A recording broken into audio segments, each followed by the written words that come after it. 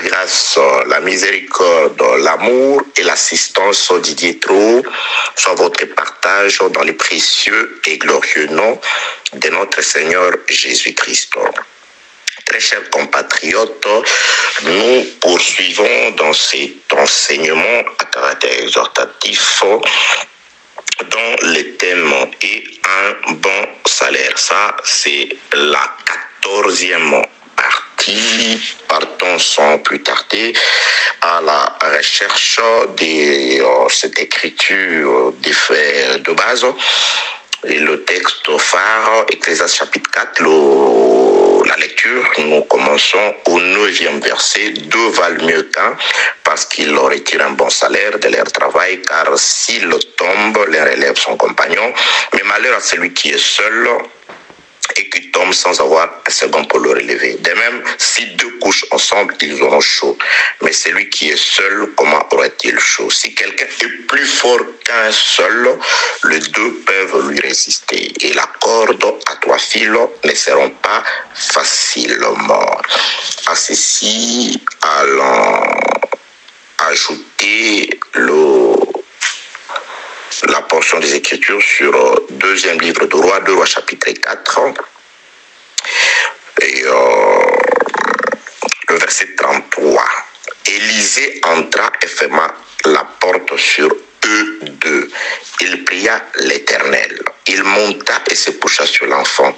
Il mit sa bouche sur sa bouche, ses yeux sur ses yeux, ses mains sur ses mains, et il s'étendit sur lui, et la chair de l'enfant se réchauffa.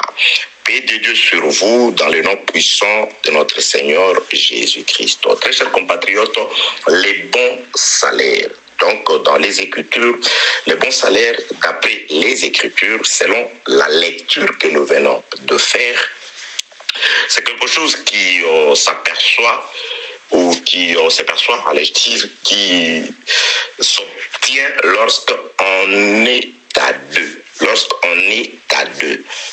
Malheur à celui qui est seul. S'il tombe, il n'a personne pour lui accorder les bons salaires, qui est le relèvement. Malheur à Adam tout le temps qu'il est resté seul. Il est resté avec un salaire de misère, un salaire médiocre et minable. Il a été dit à Adam, comme tu as refusé de te faire accompagner par les compagnons qui étaient Dieu, la vie, tu as accepté la mort, les diables, tu resteras seul. Là, tu sèmeras, mais tu récolteras des épines. Ton salaire sera les épines et les ronces. Vous voyez? Alors, Jésus-Christ, les compagnons, quand il a eu pitié, compassion d'Adam, il dit non, je ne le laisserai pas seul. Il commence d'abord par prendre la malédiction de la terre, c'est-à-dire le mauvais salaire d'Adam qui était les épines.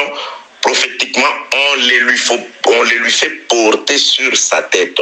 Il prend la responsabilité de prendre sur lui la malédiction de la terre. Donc, il est devenu malédiction à la place de la terre. Béni soit Jésus-Christ, notre Seigneur, qui a accepté de prendre la malédiction qui n'était pas la sienne. Lui, juste, il a souffert à notre place qui étions injustes.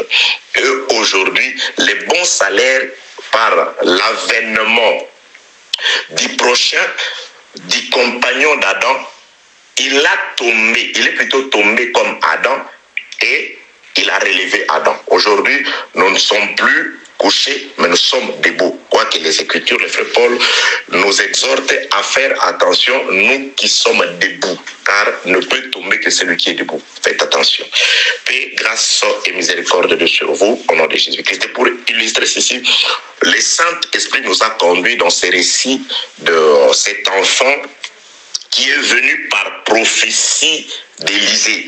L'enfant dont il s'agit dans 2 Rois chapitre 4 est venu au monde par prophétie d'Élisée. Élisée voulait faire don à cette femme, voulait remercier cette femme par sa gentillesse, pour sa gentillesse. Il a prophétisé, se rendant compte que la femme plutôt était triste parce qu'elle était sans enfant. Je m'excuse. Élisée va prophétiser. Et il prophétise que l'année prochaine, à cette même époque, tu enfanteras un fils. Voilà, le fils est venu par prophétie d'Élisée. Et lorsque l'enfant est décédé des suites des maladies des têtes, la maman de l'enfant se souvient de l'origine. C'est pourquoi, bien aimé dans le Seigneur, si vous perdez, ça je répète, quelque chose que vous croyez venir de Dieu, il ne faut pas vous lamenter, il ne faut pas aller ça et là. Allez trouver l'origine. Si votre bénédiction a pour origine Dieu, et si vous voyez qu'il y a des combats, dites à Dieu par rapport à sa parole. Dieu, il est écrit, c'est la bénédiction de l'Éternel qui enrichit, et elle ne se fait suivre d'aucun chagrin. Dieu est derrière sa parole, pas derrière un homme, pas derrière un pasteur. Dieu est derrière sa parole pour l'accomplir. Si vous voulez saisir Dieu, saisissez-le par sa parole. Si vous voulez que Dieu vous rende quelque chose, cherchez l'équivalent dans la parole. Que la paix, la grâce et la miséricorde de Dieu soient avec vous dans le nom de Jésus. Cette femme pouvait dire, bon, à son mari, et lui, qu'est-ce qu'il nous dit à son mari? Ben, y a-t-il un problème? Non, tout va bien, parce que la femme savait que l'origine de cet enfant, ce n'était pas son mari, c'était l'homme de Dieu, c'était Dieu par son serviteur Élisée. C'est pourquoi elle doit se fier à la source. Il y a des gens, pour eux, lorsqu'un malheur l'air arrive, la faute c'est toujours les autres. Si ce n'est pas l'oncle, c'est la pauvre tante, je ne sais pas, il est là en train de pouvoir, c'est ce cousin-là qui est venu chez moi, c'est parce que j'ai adopté un tel enfant. Que la paix, la grâce et la miséricorde de Dieu soient avec vous au nom de Jésus-Christ. Recherchez toujours, allez toujours vous plaindre auprès de la source.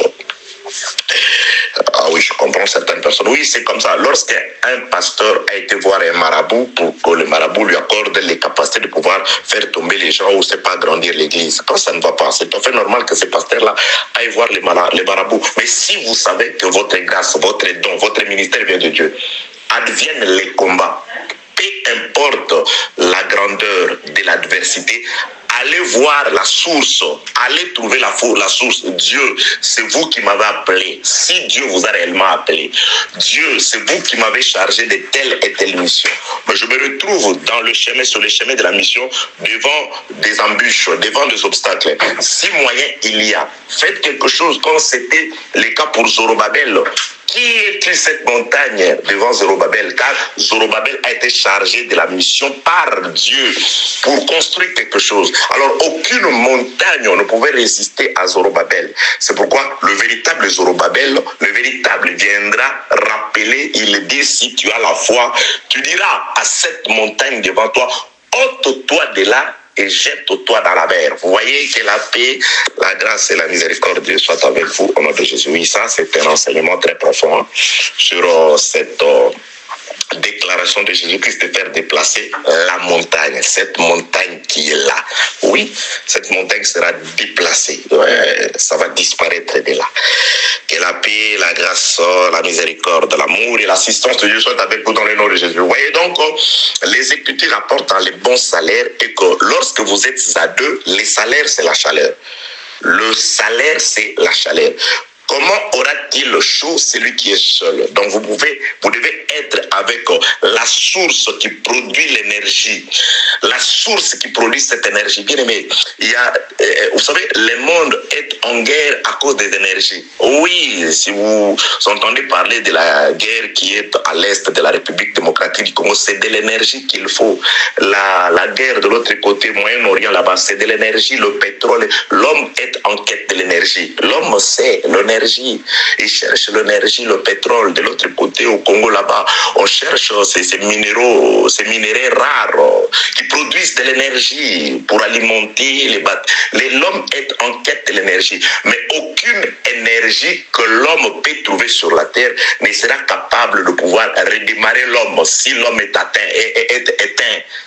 Lorsque l'homme est éteint, lorsque l'énergie naturelle venue de Dieu, lorsque Dieu retire cette énergie, il y a eu un homme, Jésus-Christ, qui était capable de pouvoir redonner de l'énergie. Cette énergie ne vient que de Dieu. C'est pourquoi ici, nous sommes en face d'un enfant dans le récit de 2 Rois chapitre 4 qui a perdu l'énergie vitale, qui a perdu le souffle de vie, qui a perdu cette énergie qui peut ranimer l'homme. Bien aimé, la voiture, l'énergie, je ne sais pas, c'est l'électricité pour les voitures électriques, c'est du carburant pour le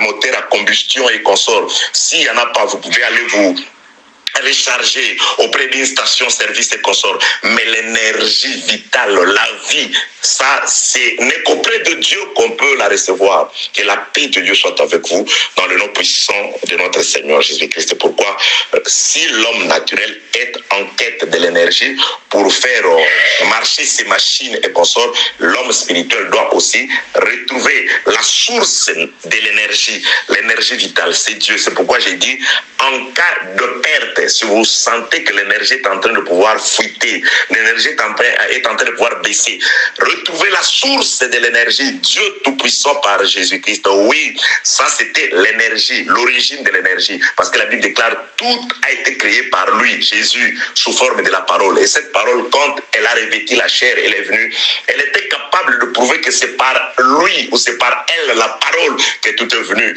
Jésus-Christ pouvait créer les yeux, donner les yeux à celui qui n'en avait pas. Il pouvait créer le pied, relever les paralytiques. Il pouvait ressusciter les morts. Jésus de Nazareth, il est le même hier, aujourd'hui et éternellement. Faites confiance à Dieu par Jésus-Christ. Vous vivrez la main de Dieu, vous vivrez la puissance de Dieu. Paix de Dieu sur vous dans le nom puissant de notre Seigneur Jésus-Christ. Vous voyez? Donc, cet enfant, lorsqu'il a perdu l'énergie, la vie, la maman doit comprendre que l'origine de cette énergie, dans l'Ancienne Alliance, c'était par Élisée. Que cet enfant, que cette énergie, que cette lumière à lui, que nous avons cette lumière-là. Alors, la maman, pour recharger, la maman trouvera la station-service de recharge. Oui, c'est Élisée. Elle s'en ira chez Élisée. Lorsque la maman arrive chez Élisée, Élisée enverra d'abord un serviteur. Nous avons largement parlé du ministère du serviteur qui est arrivé avant, avec les mandats d'Élisée, les mandats de la source d'énergie. Les apôtres, les prophètes, ceux qui sont venus avant, et consorts qui ont parlé au nom de Dieu ont été mandatés par la parole. Ils avaient les mandats de la parole. C'est pourquoi ils disaient « Ainsi dit l'Éternel »,« Ainsi dit la parole »,« Ainsi dit les mandataires ». Et la différence est que le mandataire, quand il arrive, il dit « En vérité, je vous dis ». C'est-à-dire, ils ont prophétisé, ils avaient l'esprit en partie. C'est pourquoi Jean-Baptiste, comme étant l'un des mandatés, pouvait dire « Nous recevons chacun une portion, une partie de Dieu. Chaque homme ne peut recevoir que ce qui lui a été donné du ciel. Une portion que nous, Jean-Baptiste, ainsi que tous ceux qui sont venus avant moi, nous avons reçu des portions. Mais celui-là, son esprit, c'est un esprit sans mesure. Ça, c'est la source de toute énergie qui est arrivée. C'est pourquoi il était l'eau véritable. Je l'ai dit toujours, ces buissons ardents qui pouvaient recevoir les feux et ne pas se consumer. Oui, il était la source de toute énergie. Cette source a revêtu la chair, Jean chapitre 1er. Elle est venue dans le monde. En elle, dans la source, était la vie, et la vie était la lumière du monde. Le monde qui a été dans les ténèbres a vu être visité par la lumière. Mais les Écritures disent, les gens de son époque, ses contemporains, oui, ils n'ont pas voulu recevoir la lumière. Et ces gens-là se sont contentés de rester dans les ténèbres. C'est ce qui arrive parce qu'il est même hier, aujourd'hui, éternellement. Combien de personnes reçoivent-ils cet évangile? Combien de personnes acceptent-ils cet évangile? Cet évangile qui n'élève personne. Cet évangile qui n'élève personne. Cet évangile qui n'élève que la source de l'énergie. Cet évangile qui n'élève que la parole, parce que la parole est là. Bien aimé, on ne peut représenter ou on ne peut remplacer que celui qui est absent. Lui dit, je ne serai pas absent, mais je ne vous laisse pas orphelin. Papa est là. Papa est là, le Père est là. Pourquoi le remplacer? Pourquoi citer les noms de quelqu'un d'autre part, tandis que lui est là? Que la paix, la grâce, la miséricorde, l'amour, l'assistance de Dieu soient avec vous au nom de Jésus-Christ. Donc Jean-Baptiste dit, nous recevons de Dieu une portion de la grâce. C'est-à-dire, ça c'est Géasi, le serviteur qui arrive avec un bâton, qui est venu de qui? De son maître. Et le maître lui fait munir d'un bâton. Un morceau de bois qui est venu du maître. Il vient avec le morceau du bois, il le place sur l'enfant. L'enfant n'est pas réveillé. Ça ne veut pas dire qu'il n'a pas été mandaté. S'il a été mandaté, Moïse et tous ces gens-là, ils ont été mandatés. Oui, mais ils n'ont pas été capables de pouvoir redonner réellement à la terre ce qu'elle avait perdu. La terre avait perdu la vie. La terre attendait la vie. il y a eu un homme qui a donné à la terre le sang qu'il fallait afin que la terre puisse redonner le fruit. Parce qu'avant Moïse, Dieu par Moïse avait déclaré, vous donnerez à la terre le sang, vous mangerez la chair, mais le sang, vous le donnerez à la terre. Les sangs des animaux n'étaient pas capables de pouvoir refertiliser la terre. La terre attendait les sangs de son créateur. Le sang, le seul sang que la terre connaissait. La seule voix que la terre connaissait. Parce qu'au commencement, lorsque Dieu a créé les cieux et la terre, c'est Dieu qui s'est déplacé pour aller chercher parmi la terre une portion de terre afin que Dieu fasse de cette portion de terre un serviteur, c'est-à-dire l'homme d'Adam. La terre attendait celui qui l'avait visité pour la première fois, parce que Dieu est allé hors du jardin pour aller chercher la terre pour en faire un homme. C'est-à-dire, si la terre a été visitée, le premier qui avait visité la terre, c'était son créateur, c'était Dieu. Alors, comme il est le premier, il est le dernier, il a d'abord envoyé des intermédiaires et il doit venir le dernier. C'est ce que Job chante. Mon rédempteur s'élèvera le dernier. Et à la croix, le rédempteur s'est levé. Oui, bien aimé, aujourd'hui, le rédempteur s'est déjà levé. C'est pourquoi nous avons la grâce de voir Dieu. Que la paix, la grâce, la miséricorde et le salut de Dieu soit votre partage au nom de Jésus. Donc, très chers compatriotes, les Écritures rapportent le ministère du bâton. Oui, le ministère du bâton. Le bâton est venu d'Élisée. Élisée, c'est l'origine de l'enfant. Élisée ne vient pas d'abord, il envoie un serviteur. Jésus ne vient pas d'abord. La parole fait mandater les gens. Oui, ils étaient tous mandatés par Jésus. Jésus-Christ, disent les Écritures, Ésaïe prophétisait déjà. Mais voici, moi et les enfants que tu m'as donnés, nous sommes des signes et des présages pour toute la maison d'Israël.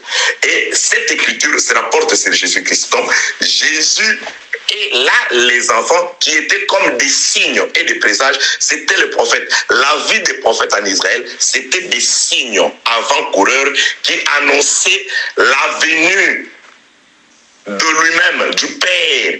Mais voici, moi et les enfants que tu m'as donné, que Dieu m'a donné. Donc, Moïse, sa naissance, sa croissance, ses mouvements, son ministère, tout, c'était des signes. Et tous ces signes-là, son bâton, sa verge, parlaient de l'arrivée, parlaient du Père. C'est pourquoi il a le kilo de dire, je ne vous laisserai pas orphelins. C'est que voici le Père qui avait d'abord mandaté les enfants et ensuite il vient en dernier lieu. Oui, bien-aimé dans le Seigneur, Jacob ne descend pas le premier en Égypte, non. Jacob doit descendre le dernier en Égypte. D'abord les enfants sont allés et Jacob descend les derniers. Jacob, quand il descend les derniers, il est le premier à ressortir de l'Égypte. J'aime ça. Jacob a quitté Canaan comme les derniers. D'abord, c'était les enfants qui sont arrivés sur le territoire égyptien. Jacob arrive le dernier. Mais celui qui est arrivé le dernier, il est le premier à remonter. C'est pourquoi il meurt en Égypte. Lui, le Père. Jésus qui descend le dernier, il doit mourir sur la terre en Égypte comme Jacob meurt en Égypte. Mais il le doit faire jurer. Non, pas ici. Je dois retourner. Il retourne le premier d'entre tous ceux qui sont venus. Il vient le dernier des prophètes, mais il retourne vers Dieu le premier. C'est celui qui va inaugurer le ciel pour nous. Alléluia. Gloire soit rendue à Dieu par notre Seigneur Jésus-Christ. Donc, très chers compatriotes, nous sommes en train de pouvoir parler sur les salaires qui est tout simplement la chaleur. Et la chaleur s'obtient lorsqu'on est à deux, lorsqu'on a la visitation d'un second. Vous voyez, le fils étant décédé, on le place sur les lits de l'origine, les lits d'Élisée, et là, la maman ferme la porte, le fils reste seul. Et quand le fils est seul, il reste refroidi, il reste sans vie, inerte, yeux fermés. Rien ne bouge, le pouls ne bat pas, jusqu'à ce qu'un premier arrive, il ouvre la porte, il entre. au lieu de se coucher sur l'enfant, ce n'est pas sa vie qu'il doit donner en rançon, non. Il doit juste donner les mandats qu'on lui a donnés. Oui, vous voyez la différence, bien aimé. Le serviteur, ce n'est pas lui qui se couche. Aucun des prophètes n'est mort pour nous. Personne, c'est pourquoi, bien aimé, nous devons allégeance à Dieu. Nous devons nos genoux devant Dieu Tout-Puissant. Et lui, quand il arrive, le serviteur, il a peur, comme dit le frère qui a écrit la lettre aux Hébreux. Par peur, par crainte de la mort, ils étaient tous enfermés dans la maison. C'est ça dans les champs de bataille. Lorsqu'ils étaient là, dans la vallée de Térébinto, devant Goliath, ils tremblotaient tous comme des feuilles mortes. Ils avaient tous peur. Personne n'osait descendre. Par crainte de la mort, ils reculaient. La voix tornition de Goliath leur faisait reculer. Même le roi, il s'est enfermé dans son palais. Personne ne descendait. Personne, c'est ça le serviteur quand il arrive. Lui, il n'a pas le pouvoir. Il n'a pas la force. Il n'a pas les niaco de pouvoir se coucher sur l'enfant. Vous voyez, faire conformer sa vie à la vie du cadavre. Il ne peut pas. Il reste debout, il brandit jusque le bâton. C'est ça le ministère des apôtres, le prophètes. Et quand ils arrivent, eux, ils brandissent juste l'ainsi dit l'Éternel. L'ainsi dit l'Éternel.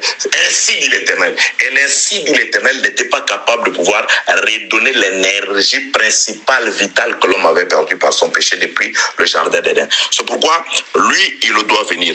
Et quand il arrive, Élisée, l'origine, je répète, je suis en train d'insister sur le mot origine. L'origine de la vie de l'enfant. Quand il arrive, quand il va arriver, qu'est-ce qu'il va faire? Lui, il n'agit pas par mandat. Le père m'a mandaté, mais le père était en lui. Il n'agit pas par mandat.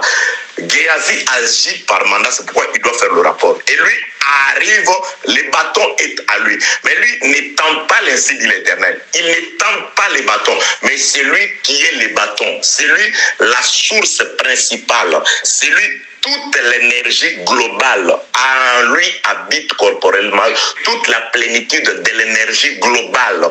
La source principale d'énergie. C'est cette source-là qui doit se coucher sur l'enfant. Jésus-Christ, c'est celui qui doit se coucher sur nous. Nous étions morts. C'est lui qui doit devenir comme nous. C'est celui qui doit donner sa vie comme nous. Il donne sa vie. J'avais dit, quand Élisée fait ces choses, il est seul. Il ferme la porte sur eux deux, sur les morts et sur lui. Je viendrai dans un autre audio expliquer, il y a beaucoup de profondeur là-bas. Il va se coucher sur l'enfant. Et quand il se couche sur l'enfant, pour la première fois, les Écritures rapportent, la chair de l'enfant se réchauffe. Oui, la chair de l'enfant se réchauffe. Élisée se couche sur l'enfant. Il fait conformer ses mains sur les mains de l'enfant. Il prendra un temps sur terre, c'est prophétique le temps qu'il va prendre, et il va monter. Et quand il va rejoindre le Père, il doit encore redescendre, parce que nous avons vu que Élisée doit monter 2 fois sur l'enfant.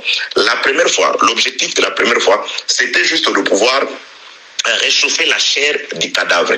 La chair du cadavre, il nous a rendu la vie par sa mort. Oui, Jésus, par sa mort à Golgotha, Jésus nous a rendu la vie. Oui, bien aimé, il y a de ces personnes-là aujourd'hui qui sont encore dans l'ignorance, qui sont dans des idolâtries, dans ces histoires d'hommes et consorts. Mais Jésus-Christ est bel et bien mort pour eux. Donc, pour eux, pour ces gens-là, la première partie ou la première tranche de la délivrance d'Élisée sur le Fils est accomplie. Pourquoi? Parce que Jésus, à la croix, il est mort plutôt, il s'est donné, il s'est sacrifié pour le nombre global de tous les élus, de tous les sauvés. Jésus-Christ nous avait déjà réchauffés. Mais le problème, c'est que nous sommes toujours, quoique déjà réchauffés, sur les lits avec les yeux fermés, mais la chair réchauffée, mais les yeux fermés. Jésus-Christ doit remonter encore sur nous. Et aujourd'hui, par l'évangile, le Seigneur est en train, il est plutôt remonté encore sur nous. Il est mort, il est ressuscité, il est parti. Il doit revenir encore finir le boulot. Car le problème, ce n'est pas seulement d'avoir la chair réchauffée.